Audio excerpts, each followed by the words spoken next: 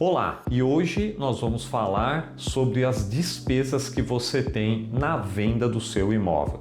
Se você gosta de assuntos como esse, já aproveita, se inscreve aí no canal e curta esse vídeo.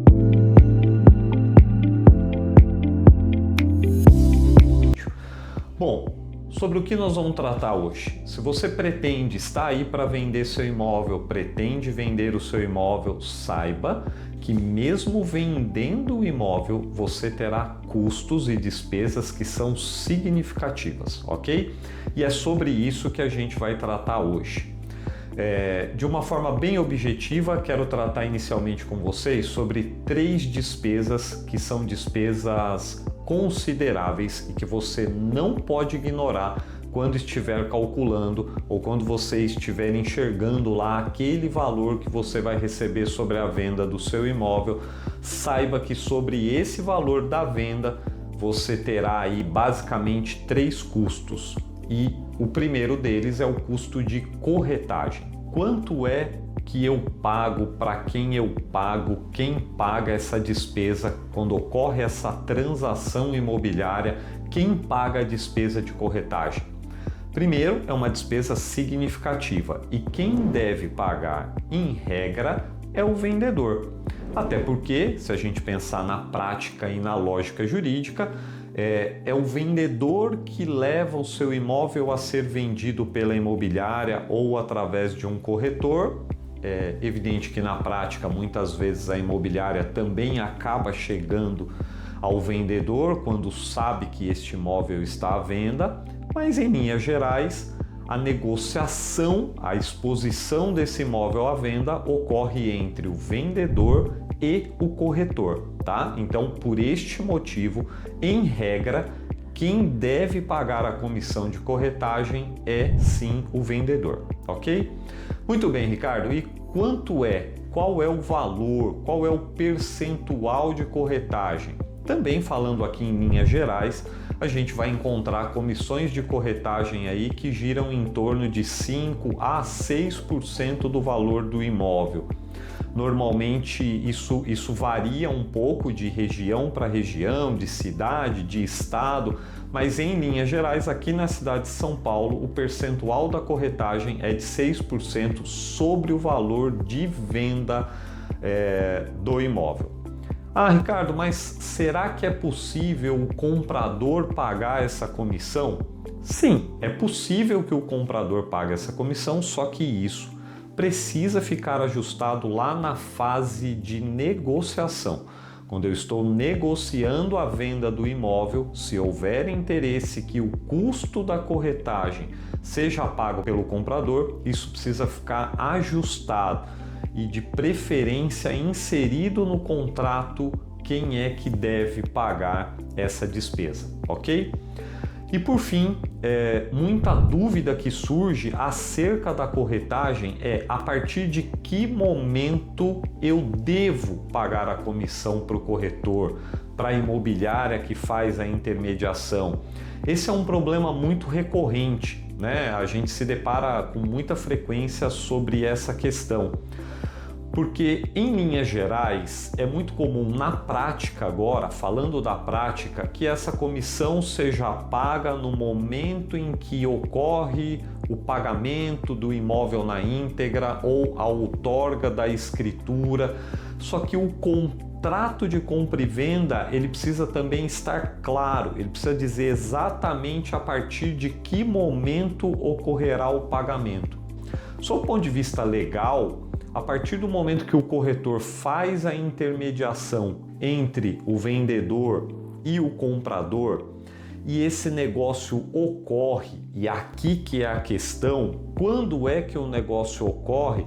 Esse negócio ocorre quando eu assino o contrato de compra e venda, ou esse negócio ocorre depois que eu supero todas as condições resolutivas, quando eu analiso toda a documentação e vejo que não tem nenhum impedimento, quando eu efetivamente outorgo a escritura. Então, na hora de você vender o teu imóvel, você tem que deixar estipulado de forma clara. Isso normalmente acontece nas imobiliárias, deixar estipulado de forma clara quando eu pago a comissão para o corretor, tá? Porque em alguns casos a lei permite para o corretor, se ele fez a aproximação, gerou um contrato de compra e venda e por algum motivo essa negociação não deu certo, ou por desistência das partes, ou por problema na documentação, é muito comum que surja uma discussão. E agora? Eu devo a comissão para o corretor ou não devo a comissão para o corretor? Então esse é um ponto muito importante no que tange a despesa de corretagem, ok?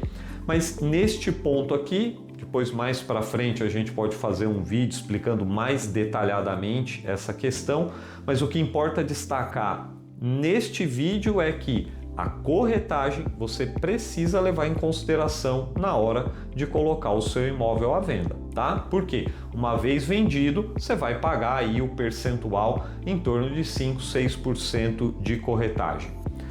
Ainda com relação ao valor, é possível ajustar um percentual diferente? Claro que é possível, é um valor ou um percentual negociável. Então tem gente que traz para nós algumas questões dizendo: mas eu posso pôr um valor fixo de comissão, vou vender meu imóvel por R$1 milhão e quero ajustar com a imobiliária R$30 mil de comissão. Isso é possível? Veja, claro que é possível, isso depende apenas do ajuste das duas partes. Desde que corretor, imobiliária e vendedor se ajustem nesses termos, não há problema nenhum, ok? O que a gente sempre destaca é que precisa ser inserido isso no contrato de compra e venda do imóvel, ok? Primeira despesa significativa, corretagem. Segunda despesa, que embora seja uma despesa menos expressiva, muita gente ignora, que é a despesa referente à entrega de documentação, que é quando você vai vender um imóvel, se você pegar um comprador diligente, que toma cuidado na aquisição do bem, que está sendo, por exemplo, assessorado, tem lá um advogado que está assessorando, ele vai solicitar para você algumas certidões. Então ele vai solicitar para você certidões pessoais, né? Se você é casado, vive em união estável, ou a tua comprovação de endereço, teus documentos pessoais. Ele vai solicitar para você documentações do imóvel, certidão de matrícula para saber se tem algum tipo de penhora, de débito, certidão de débitos, de tributo, se deve IPTU. Então ele vai solicitar para você algumas certidões, alguns documentos para que ele enxergue se é possível adquirir o teu imóvel. E essas certidões possuem um custo e a gente costuma dividir aqui em dois custos. O custo se você mesmo, vendedor, pretende levantar as certidões, você vai ter um custo que é o custo da emissão de cada certidão. E se você vai contratar um profissional para fazer esse serviço para você, tá? Normalmente, entre o custo da certidão que você extrai e o custo de um profissional, você acaba pagando o dobro. Então, falando em termos práticos, se você vai puxar a certidão, vai gastar em torno de R$500.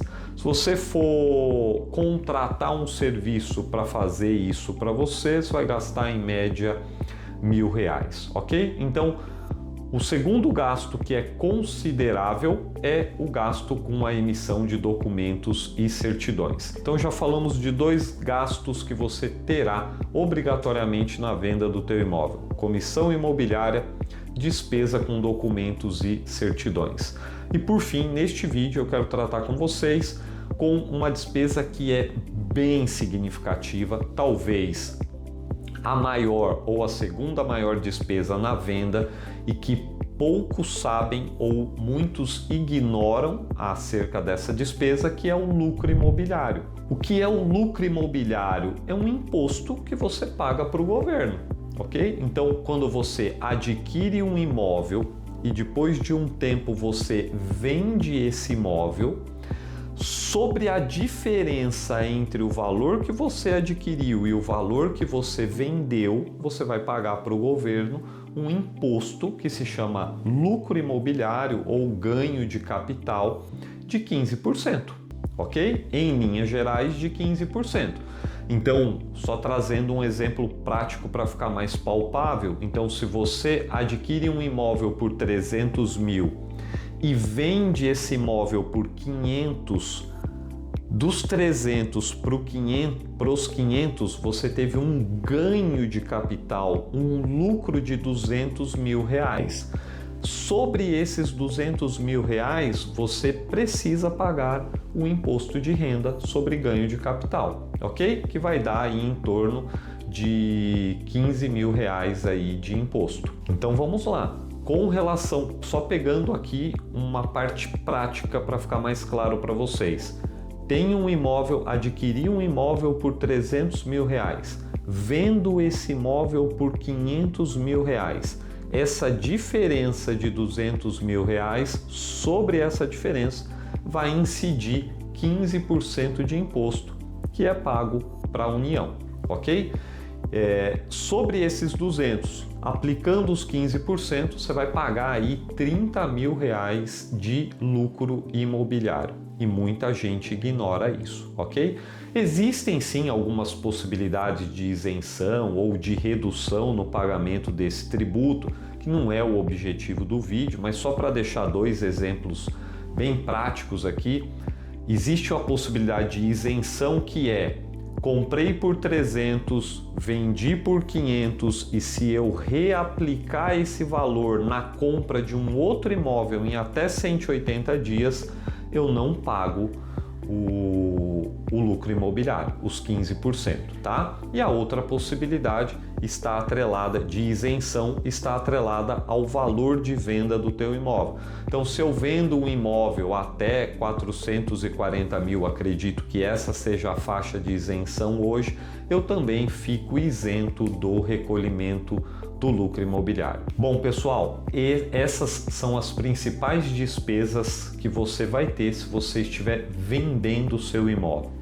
Por outro lado, se você chegou até aqui, você não está vendendo, está comprando, dá uma olhada aqui no nosso canal, que com certeza você vai encontrar um vídeo específico falando das despesas para quem está adquirindo um imóvel, ok?